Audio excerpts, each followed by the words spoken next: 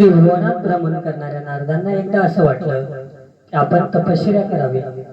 पण तपश्चर्या करावी ही विचार नारदांच्या मनात आहे, पण तपश्चर्या कुठे करावी त्याच्यासाठी एकांत पाहिजे, पवित्र स्थळ पाहिजे.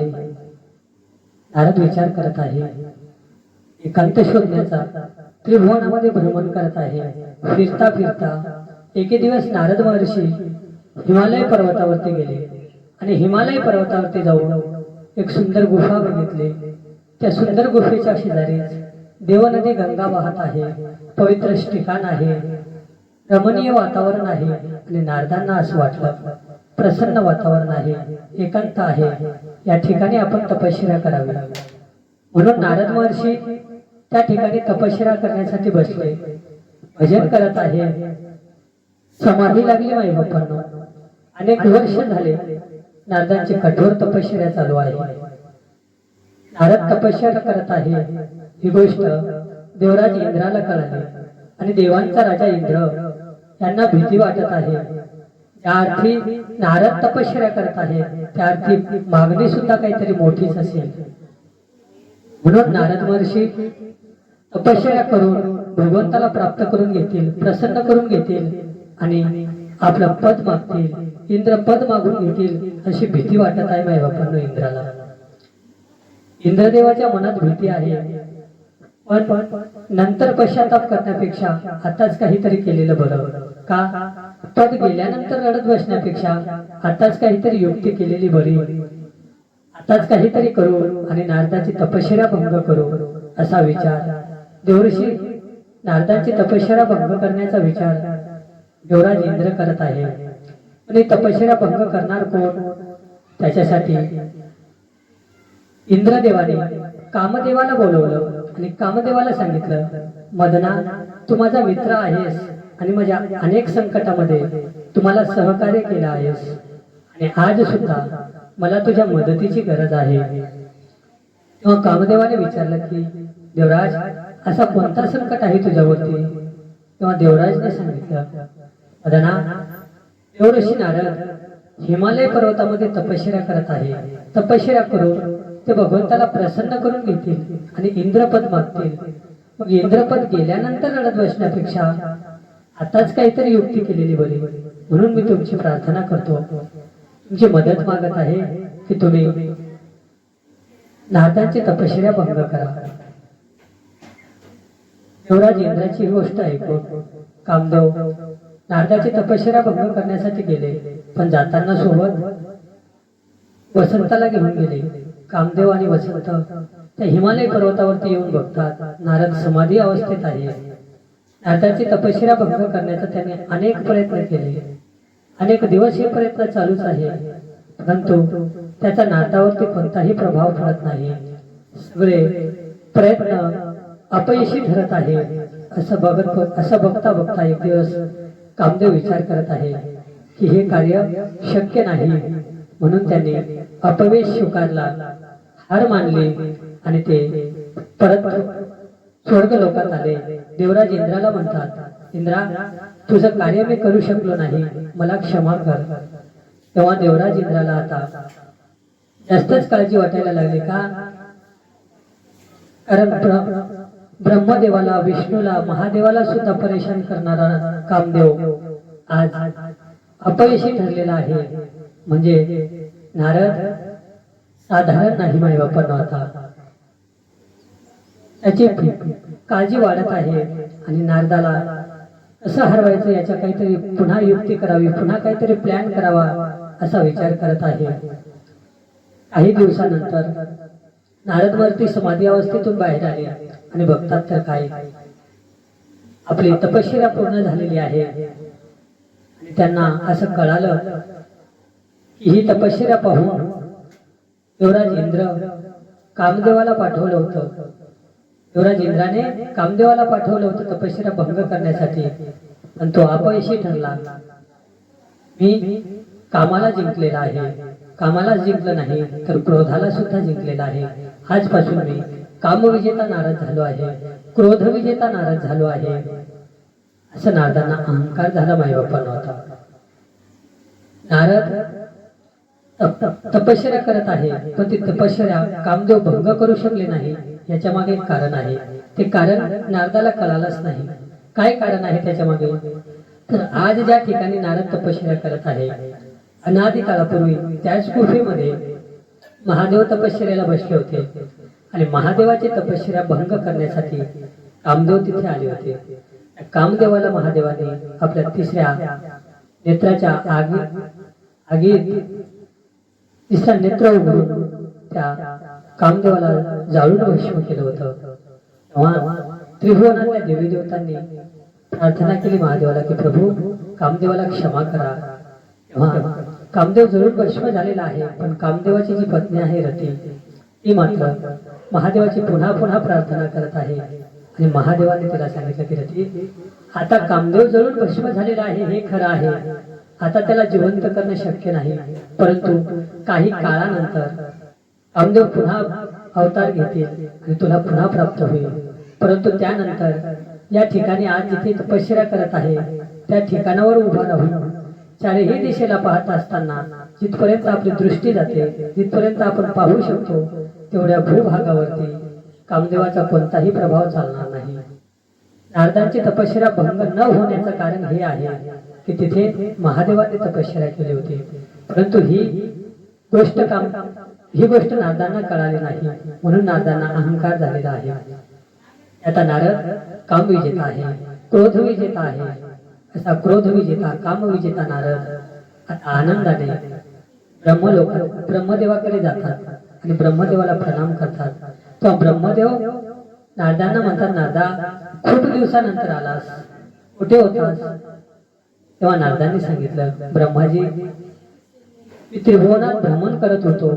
भ्रमण करता करता एकदा माझ्या मनात असा विचार आला की तपश्चर्या करावी, परंतु तपश्चर्या करण्यासाठी सुयोग्य ठिकाण कोणतं आहे?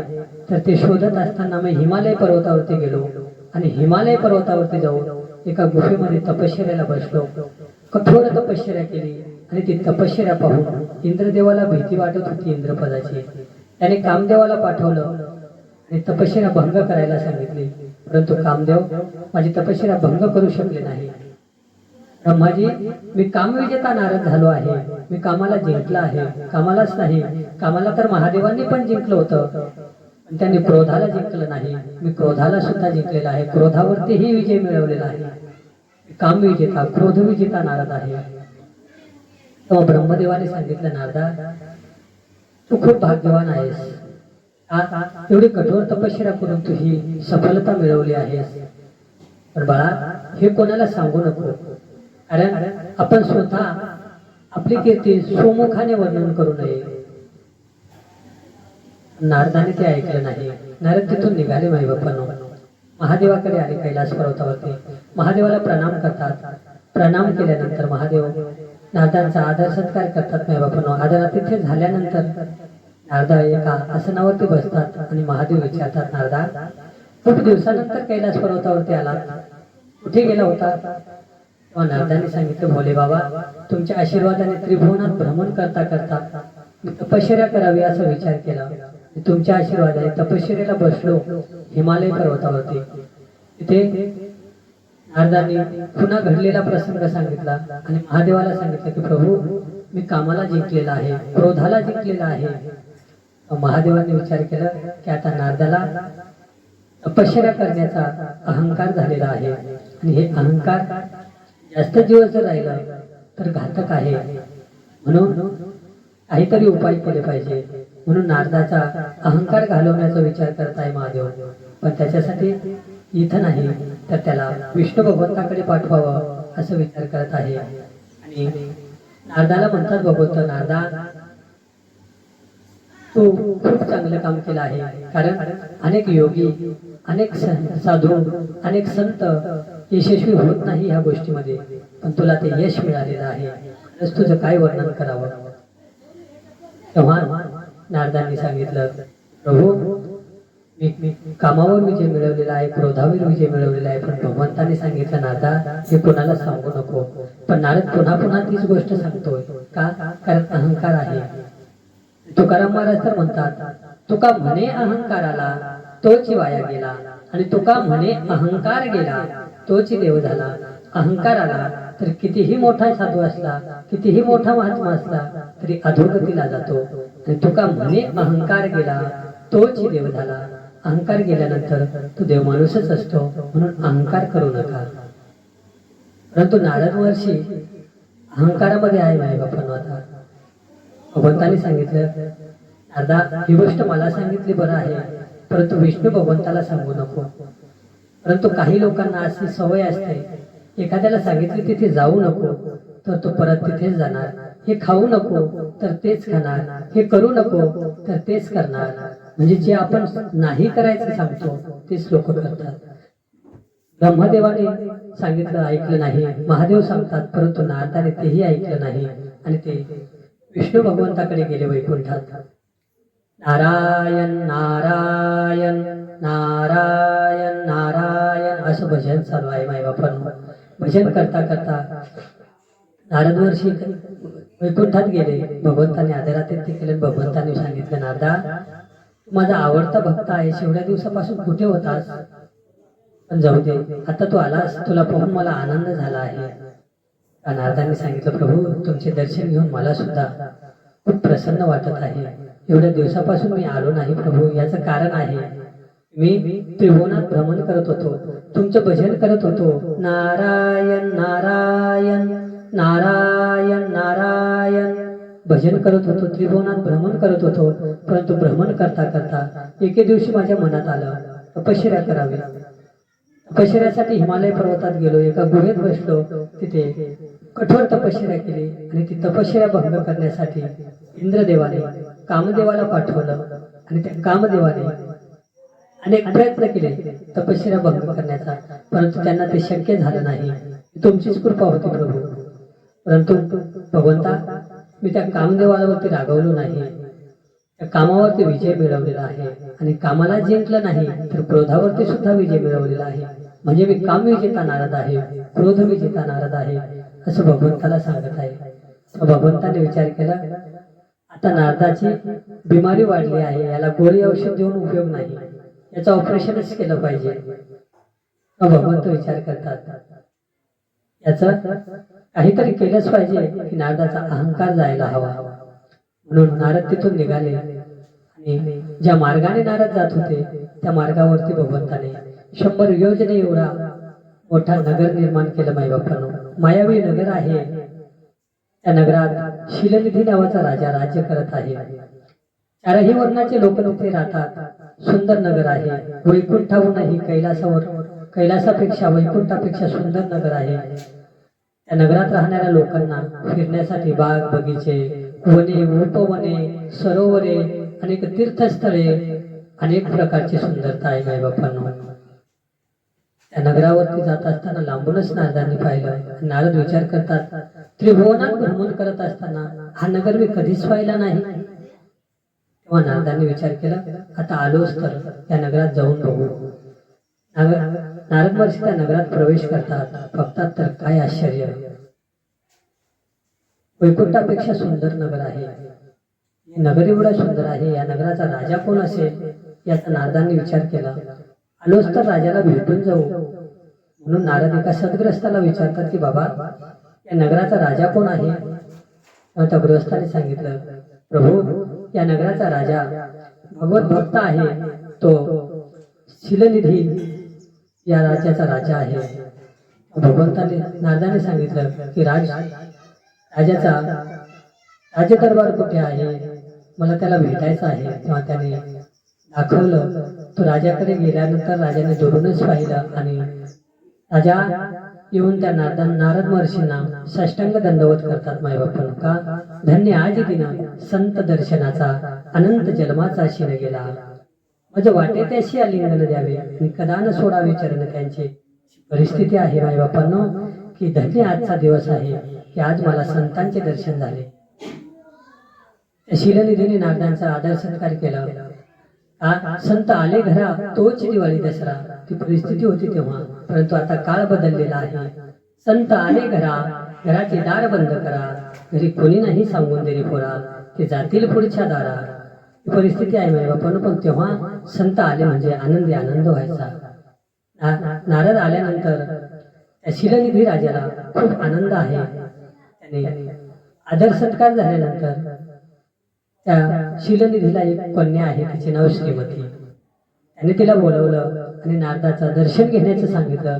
नारदांनी त्याच्याकडे पाहिल्यानंतर नारदांच्या मनामध्ये आता काम निर्माण झालेलं आहे. बाबा काम जागृत झाल्यानंतर नारदांना असं वाटत आहे ही कन्या कोण आहे. तेव्हा नारदांनी त्या शीलनिधीलाच विचारलं, राजा ही देवकन्यासारखी सुंदर कन्या कोण आहे. तेव्हा नारदांनी सांगितलं, तेव्हा ते शीलनिधीने सांगितलं, देवर्षी ही माझी कन्या आहे श्रीमती आणि उद्या तिचा स्वयंवर ठरवलेला आहे. त्याचा भावी पती कसा असेल त्याचं भविष्य पाहून सांगा नारद महर्षी. नारद महर्षीने विचार केला ही सुंदर कन्या मला पत्नी म्हणून प्राप्त व्हावी. कारण नारदांच्या मनात आता काम आहे. माझ्या बापांनो आतापर्यंत काम विजेता म्हणणारा नारद आता कामातूर झालेला आहे. नारदांनी विचार केला की याचं भविष्य तर सांगायचं, पण खरं भविष्य सांगितल्यानंतर ही कन्या आपल्याला कशी प्राप्त होणार. तर नारदांनी खोटच भविष्य सांगायला सुरुवात केली. नारद महर्षी म्हणतात, राजा तुझी कन्या महाभाग्यवान आहे.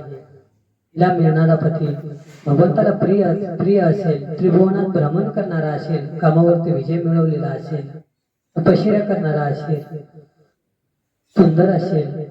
तेव्हा एवढे बोलून नारद तिथून निघाले. माई बापांनो पण नारद मनामध्ये विचार करतात, उद्या स्वयंवरामध्ये या श्रीमतीने आपल्या गळ्यात वरमाला घालावी याच्यासाठी काय केलं पाहिजे. कारण त्या ठिकाणी एकच नाही तर अनेक राजे महाराजे राजकुमार त्या ठिकाणी उपस्थित आहे. त्यांच्यापेक्षा वेगळं आपण काहीतरी करावं म्हणजे ही आपल्याला प्राप्त होईल. तेव्हा त्यांनी विचार केला की स्त्रियांना सर्वात जास्त जर काही आवडत असेल तर ते सुंदरता. सर्वात सुंदर कोण आहे विश्वामध्ये, सगळ्यात सुंदर जर कोणी असेल तर ते भगवंत. सुंदर ते ध्यान उभे विटेवरी कर कठावरी ठेवनिया, तुळशी हार गळा कासे पितांबर आवडे निरंतर हेची ध्यान. भगवंता एवढा सुंदर कोणी नाही. सुंदर ते ध्यान नाही का. म्हणून त्या भगवंताचं रूप आपण मागावं. म्हणून नारद महर्षी आता डायरेक्ट वैकुंठाकडेच निघाले. वैकुंठावरती जाऊन नारद ऋषी भगवंताला म्हणतात, प्रभू मला तुमच्याशी एकांतात काहीतरी बोलायचं आहे. भगवंताने ओळखलं, कारण कर्तुम अकर्तुम अन्यथा कर्तुम शक्ती ज्यांच्याकडे आहे त्या भगवंताला काय अशक्य आहे. ओळखलं नारदाला आता कोणता औषध द्यायचा आहे ते. कारण नारदाचं ऑपरेशनच करायचं ठरवलं होतं भगवंताने. भगवंताने एकांतात नारदाला घेऊन गेले आणि भगवंत म्हणाले, नारदा इथे एकांत आहे, कोणीही नाही, तुझ्या मनात काय आहे ते बोल. नारदाने सांगितलं, प्रभू तुमचा भक्त आहे ना शीलनिधी, हो आहे. त्याची एक कन्या आहे श्रीमती, हो आहे. तुला काय म्हणायचं ते सांग ना नारदा. त्या नारदाने सांगितलं, प्रभू उद्या त्या श्रीमतीचा स्वयंवर आहे. हा ते मला माहित आहे, पण तुला काय म्हणायचं आहे. स्वयंवर आहे आणि ती श्रीमती पत्नी म्हणून मला प्राप्त व्हावी अशी माझी इच्छा आहे. नारदाला भगवंताने सांगितलं, नारदा काय मस्करी करतोस रे. अरे आता तू आला होतास तेव्हा म्हणालास कामविजेता नारद आहे, आता काम कुठून निर्माण झाला, काम कुठून आला. तर भगवंताने सांगितलं, प्रभू भगवंताला नारदाने सांगितलं, प्रभू ते सगळं जाऊ द्या, पण मी आतापर्यंत तुमची भक्ती केली, तुमची सेवा केली, तुमचं भजन केलं, आतापर्यंत तुम्हाला काही मागितलं का नाही. आता मी एवढंच मागतो, मला तेवढं द्या. भगवंताने सांगितलं, ठीक आहे तुझी जी इच्छा आहे तसं. नारद बोलता बोलता म्हणाले, नारद मी तुझ्यासाठी काय करू. तेव्हा भगवंताला नारदाने सांगितलं, प्रभू मला तुमच्यासारखं सुंदर रूप द्या, मला हरी रूप द्या, पण प्रभू माझं हित होईल असंच रूप मला द्या. बघा बोलता बोलता नारद बोलून गेले, हित होईल. आणि भगवंत कधीही आपल्याला देत असताना आपल्याला काय योग्य वाटतं ते कधीच देत नाही, तर आपल्यासाठी काय योग्य आहे ते भगवंत आपल्याला देत असतात. भगवंताने नारदाला तथास्तु म्हटलं आणि सर्वांग सुंदर केलं, परंतु मुख मात्र माकडाचं केलं, वानराचा मुख दिलं आणि सर्व अंग भगवंतासारखं सुंदर आहे. भगवंत अंतर्ध्यान झाले. नारद तिथून निघाले. आता डायरेक्ट स्वयंवर जिथं होतं त्या ठिकाणी आले. पहिल्याच लाईनला नारद बसले. नारदांचं रूप कोणालाच दिसत नाही. पालटलेलं आहे ते कोणालाच दिसत नाही. ते फक्त तिथे दोन शिवगण होते ब्राह्मण वेशामध्ये. त्यांनी पाहिलं आणि ते नारदाची मस्करी करत आहे, नारदांना चिडवत आहे माईबापांनो. पण नारद त्यांच्याकडे लक्ष देत नाही. सगळे राजे महाराजे राजकुमार नारदा सहित जेवढे लोक त्या ठिकाणी बसले होते ते एकच गोष्टीची वाट बघत होते की कधी श्रीमती येईल आणि कधी आपल्या गळ्यामध्ये वरमाला घालेल. प्रत्येकाच्या मनात एकच इच्छा आहे. थोड्यात आपल्या काही सखींसोबत श्रीमती एका हातामध्ये वरमाला घेऊन त्या ठिकाणी आली माईबापांनो, ज्या ठिकाणी स्वयंवर होतं. आणि जाऊन पाहते तर काय एकही आपल्या योग्यतेचा नाही. तिथे जमलेले राजे महाराजे राजकुमार प्रत्येक लाईनीत जाऊन ती श्रीमती पाहत आहे, पण कोणीच त्या योग्यतेचा दिसत नाही. नारदाजवळ येऊन बघते, सर्व अंग सुंदर आहे, परंतु तोंडाकडे बघितलं तर काय माकडाचा तोंड आहे, वानरासारखं तोंड आहे. म्हणून त्याने त्याच्याकडे पाहून पुन्हा नाराज झाले आणि एका कोपऱ्यात बाजूला जाऊन उभे राहिले. निराशा आहे चेहऱ्यावरती. का एवढे राजे महाराजे राजकुमार जमलेले आहे, पण एकही योग्यतेचा नाही.